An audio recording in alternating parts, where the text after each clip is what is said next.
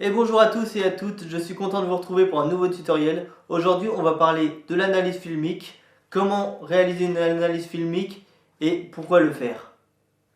Cela permet de comprendre et de s'inspirer des choix techniques du réalisateur.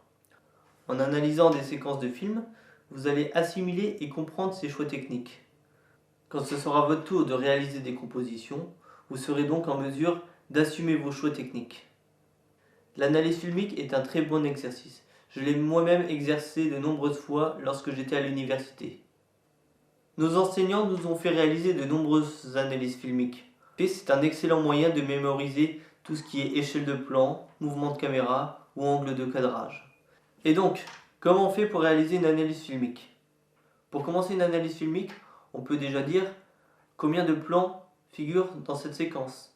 Quelle est la durée de la séquence? Quelle est par exemple la dominante de couleur?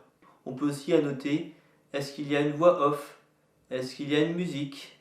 Est-ce qu'il y a un bruit d'ambiance? Quel est le rythme? Quelles sont les variations et l'articulation des plans? Sur chaque plan, si on veut rentrer dans le détail, on peut dire quel est l'angle de cadrage? Quelle est l'échelle de plan? Est-ce qu'il y a un mouvement?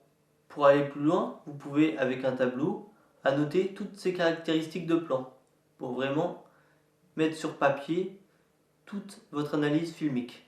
Vous pouvez aussi, avec un plan aérien, noter où se trouvent les personnages principaux ainsi que le placement de toutes les caméras de la séquence. Mais quel est l'intérêt de réaliser une analyse filmique? En fait, une analyse filmique, c'est un peu une sorte de benchmark de la vidéo.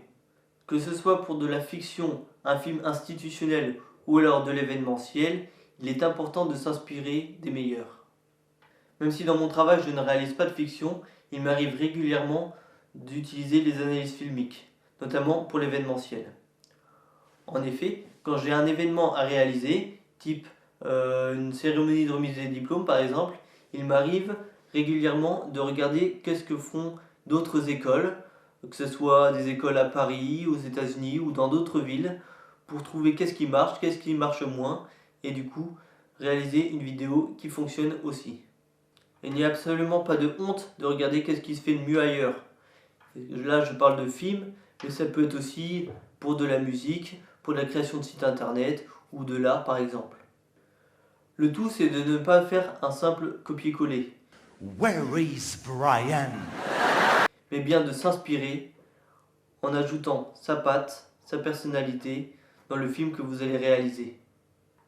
Si vous faites des films en événementiel, par exemple des mariages ou des événements privés, vous verrez qu'on ne peut pas tout anticiper et qu'il y a une part d'imprévu. C'est ce qui fait aussi le sel du métier.